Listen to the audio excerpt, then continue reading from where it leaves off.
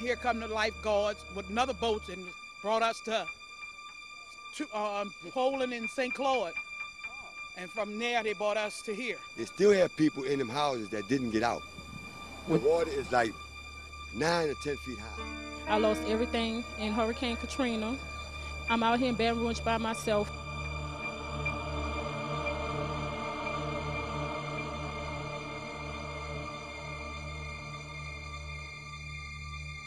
So we got in the house, the water started rising more and more to where we went from the first floor to the second floor to we had to bust a hole through the roof.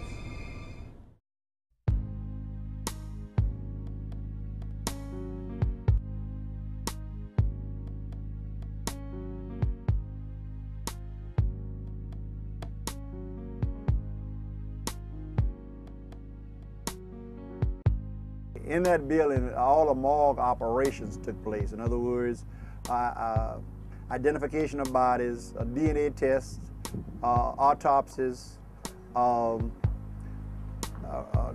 comparative DNAs with family members who were living compared to suspected family members who had deceased. All those kind of things happened right in that lab. In early September 2005, the small town of St. Gabriel, Louisiana, opened its doors to more than 850 Hurricane Katrina victims who died while evacuating New Orleans. With an odd twist of fate, St. Gabriel, with a population of only 6,400, it became the site for the federal morgue, where more than 1,000 deceased were reunited with their families. The bodies were stored in refrigerated vans, trailer vans, 18-wheeler vans. And these vans operated 24 hours a day to keep the bodies in as stable a condition as possible. Well, actually, it's my understanding that they were rented per month, and it was something like per van, somewhere in the neighborhood of $11,500 per month, per van. Like Grace and St. Gabriel, mayors of surrounding cities, towns, and villages had to clean up storm damage within their jurisdiction and also make deliberate overtures and accommodations to help the city of New Orleans and its relocated residents.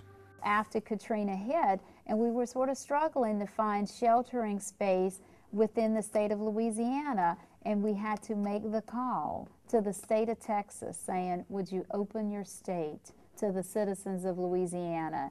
And we worked throughout the night on a plan to open the state of Texas. And it was sort of the start of, you know, other states opening their doors to our citizens. And as you know, from there, we ended up with almost every state, you know, in this country housing citizens from Katrina and Rita. And you know, we weren't prepared for that. The other states weren't prepared for that, but it was something we had to do, you know, in a very short period of time. Opening their states and cities meant providing immediate food, clothing, medical, and housing provisions. Port Allen is has approximately 5,400 people, and it's only 1 square mile. And in saying that, I often tell everybody we're small enough to know you, but large enough to serve you. The whites as well as blacks, I mean, they came out and helped, volunteered. We had more whites volunteering at the community center than we had blacks. Now they had a lot of black churches. They came in on a day-to-day basis, said, I want to cook this day, I want to do. They even had the area businesses. They had blacks and whites going out soliciting funds from the area businesses. There was no consideration as it relates to race, because people were just lending in a helping hand. And it didn't matter what color you were, it didn't matter what party you were in terms of Republican, Democrat. I don't think anybody ever asked that.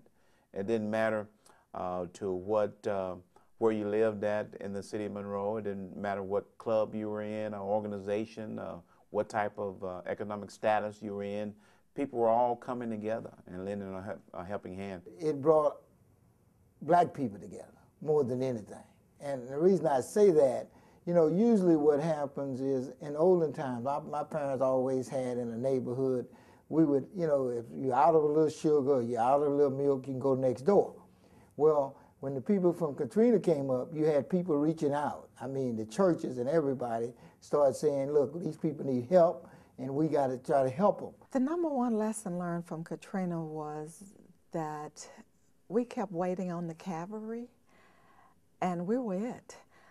We expected the federal government to come in, we expected regional support, but what happened was our own resources were needed, our own people were needed, people that knew the community, knew the state, and that's who came to the table, that's who brought our efforts to the next level.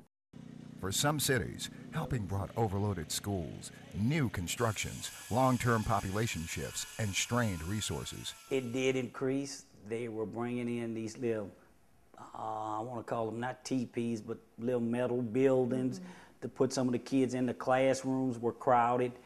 And then when you had crowding, we had problems. We had fights. We had some of the kids that just didn't understand that the people from New Orleans are just like everybody else. They wanted them out of their school system and back to New Orleans. I wanted a lot of people to stay. Some stayed. I'm only thinking about 20, maybe 25 families stayed in the city of Port Allen, and everybody else left. Today, history books record the depth of destruction that the state and its residents endured as a result of Hurricane Katrina. Historical accounts will also tell the story of how Louisiana's mayors and citizens aided in the ongoing healing and rebuilding process. You have to bring in people security, so to speak. You have to bring in public people who are willing to come in, churches, clubs, organizations, athletic teams, schools, you name it. Everybody has to be able to come in and band together and organize together and to see what they can do, because you can't say you need 200-300 folks. You need a community, because those are community challenges that you have to deal with, and when that occurs, you're going to be in a better situation. In that time, we provided bedding, food, the needs of the people that were displaced, evacuees that were displaced at that time. Also assisted them in trying to get disaster funding in order for them to start their lives all over again. Parishes throughout the state and nearly every state in the nation became vital to providing resources and shelters during a chaotic situation. This is ridiculous. And I don't want to see anybody do any more damn press conferences. Put a moratorium on press conferences. Don't do another press conference until the resources are in this city, and then come down to this city and stand with us when there are military trucks and troops that we can't even count. Don't tell me 40,000 people are coming here. They're not here. Sometimes you have to just let it out, you know, and he did. You have to just let that frustration, that emotion, you just have to let it out. Because I know on some level I did that, in terms of just frustration and being just so distraught, to be honest with you. And I think he was too, just plainly distraught. I truly admire Mayor Nagin for his efforts in trying to do what he could do. If I were in a situation like that, I don't know what I would have done. So, and I don't even want to speculate, but I do know that he stood to the end, and that's important to me. I can remember one night there were busloads of people who were being transported from the city of New Orleans, and they were going to stop in Port Allen, and the Port Allen sheriff was prepared to open a facility and feed these citizens, but there was nowhere to house them. So we had a plan to get the citizens to a train to move them to another state to be sheltered. However, the drivers of those buses had driven all day, more than 12 hours. They were refusing to go any further, and we just didn't have a solution. It was a night when Mitch Landrieu was working in the Office of Emergency Preparedness with us, and he kept pushing us, and we couldn't do it. We had a little powwow in the cafeteria. Eventually, Mitch came in and he said, okay, how many people in this room, because it was, you know, it was the command center, so you had the various operations. You had, you know, military, you had DHH, you had DSS, you had all the departments. How many people in this room can drive a school bus, you know, have a CDL license? And nobody raised their hand. He said, okay, how many people have ever driven a bus before? Nobody, you know, nobody raised their hand. He said, okay, how many people think they can drive these buses? And I'm going to be the first one to drive a bus. And Mitch Landrieu and about, I don't know, 6 other, it must have been 6 buses, because 6 volunteers, 6 volunteers went out to Port Allen and drove those buses to get the people to the train to get them out. 27 days after Hurricane Katrina, while families were being scattered and separated, while the local, state, and federal government officials were addressing the growing problems of displacement and human suffering, the unthinkable happened. Hurricane Rita hit the state. Louisiana has become a learning incubator for the rest of the country, because we learned many lessons from Hurricanes Katrina as well as Rita that other states as well as the federal government can take back, work their plans, and rework the plans, and as we're moving forward with our planning efforts and taking our planning to the next level. Hurricane Katrina revealed weaknesses in communication, flaws in the chain of command, and mistakes made that resulted in tragedy. But Hurricane Rita brought a confirmation that the state and the nation truly was not prepared.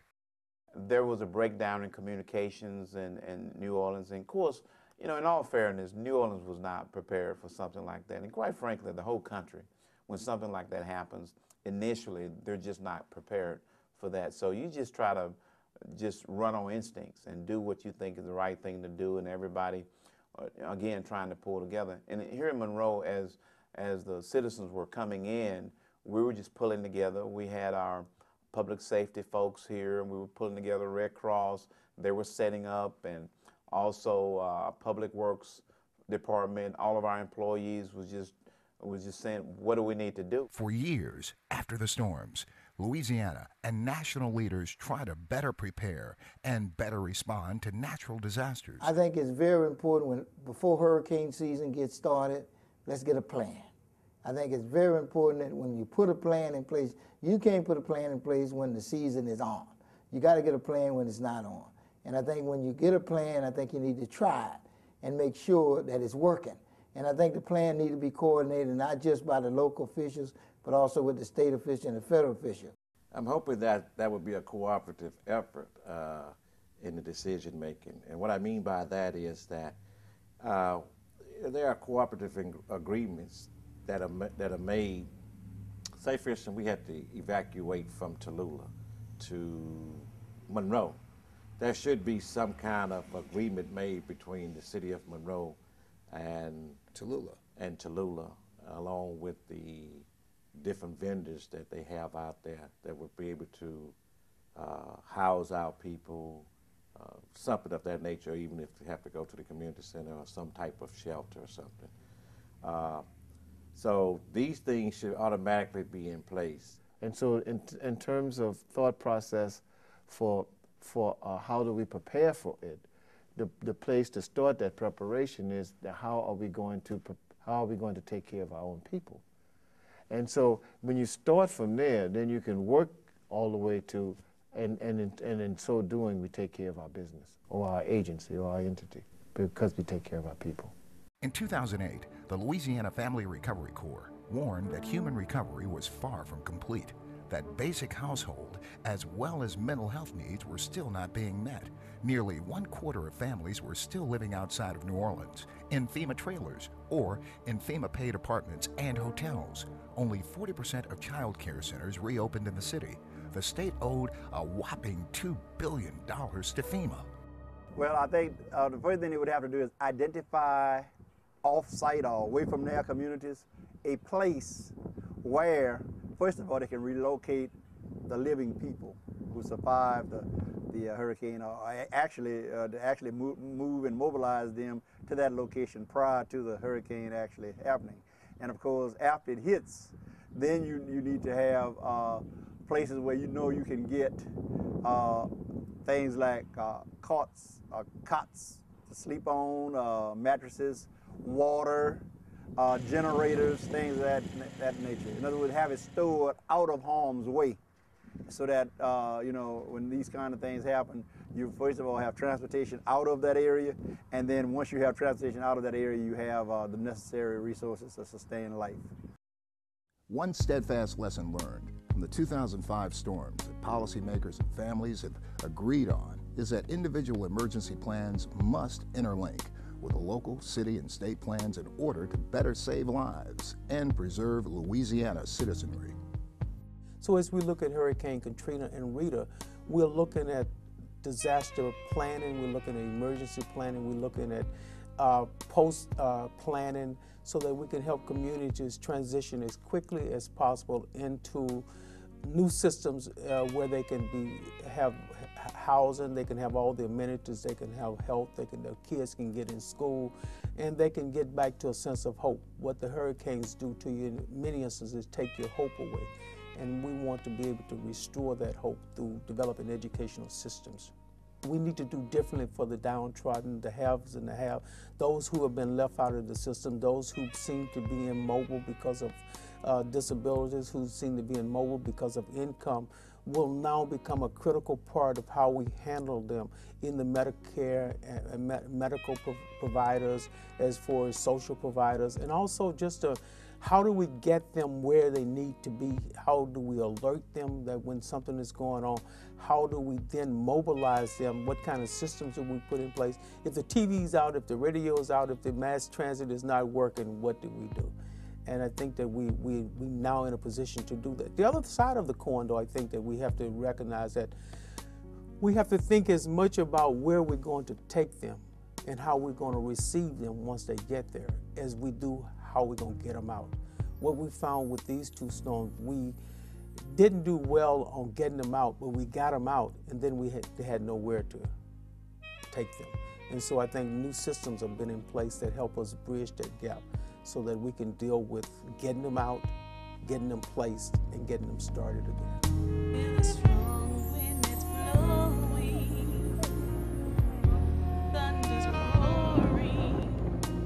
Storm clouds are rolling, disasters in the air, left with memories of how things used to be. Now my shattered dreams are scattered everywhere. Will it be you? And here come the lifeguards with another boat and brought us to Poland and St. Claude, and from there they brought us to here. They still have people in them houses that didn't get out. The water is like 9 to 10 feet high. I lost everything in Hurricane Katrina. I'm out here in Baton Rouge by myself.